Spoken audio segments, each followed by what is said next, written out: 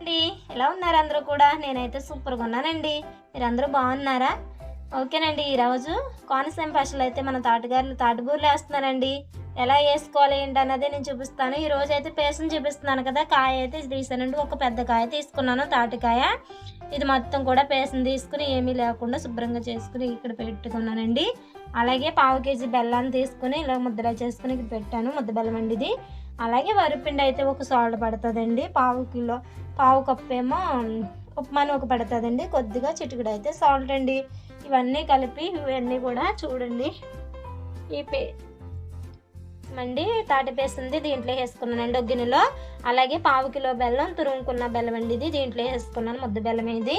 అలాగే పావు కప్పు బొంబాయి రవ్వ వేసుకున్నానండి. వేసుకోలేదు. అలాగే మాత్రం దీంట్లోనే గ్లాసులు సాల్ట్ అండి, సాల్ట్ వస్తుంది రెక్కిది. వరిపిండి అండి, మెత్తగా ఆడించుకున్న వరిపిండి, పసుపులు ఇవన్నీ వేసుకుని కూడా శుభ్రంగా ముద్దలాగా కలుపుకోవాలి. కోనసీమ స్పెషల్ కదండి, చాలా బాగుంటాయి. తాటి బూరెలు అనగా, తాటిగారెలు అనగా, తాటి రొట్టె అనగా, తాటి ఇడ్లీ అనగా, అలాగే మన అరిటాకు ఉంటుంది కదండి, అరిటాకు కూడా పొట్లం కట్టి ఇడ్లీలాగా వేసుకుంటారు. కుడుము కింద, అది కూడా చాలా బాగుంటుంది. ఒక నీరుడు అయితే గారెలు చూపించానండి ఒక వీడియోలో అయితే మాత్రం. ఇప్పుడైతే మాత్రం తాటి బూరెలు చూపిస్తున్నానండి.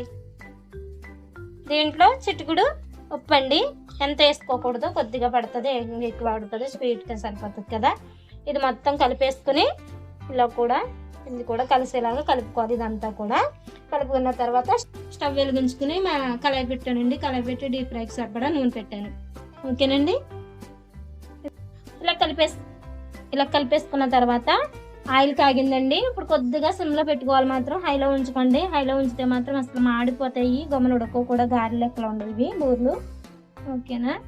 తాటి ఏమైనా అంతేనండి, కొద్ది సిమ్లో పెట్టుకుని వేపుకోవాలి. ఇలా చిన్నగా బూరెల్లాగా వేసుకోవడమే తాటి బూరెలు. ఓకేనండి. ఇలాగా అన్నీ కూడా ఇలాగే వేసుకోవాలి. కానీ ఏంటంటే హైలో పెట్టుకోకూడదు, బాగా కొద్ది నూనె కానీ చల్లారిపోతే కొద్ది పెంచుకోవాలి. అంతేనండి, అన్నీ కూడా ఇలాగే వేసుకోవాలి.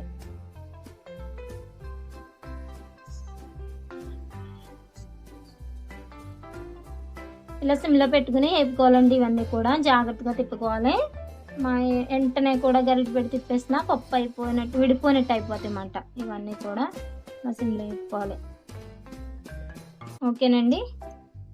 ఓకే, కలర్ వచ్చేసినాక తీసేసుకోవాలండి, లేకపోతే ఇంకా వేడికి ఇంకా నలుపు వచ్చేస్తాయి అన్నమాట. ఇలాగే ఉంటాయి ఇవి.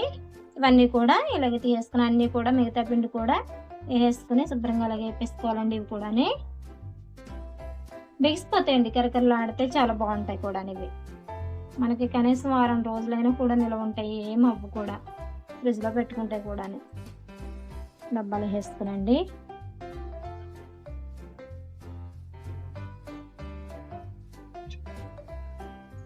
హలో అండి, రెడీ అయిపోయినాయండి తాటి బూరెలు.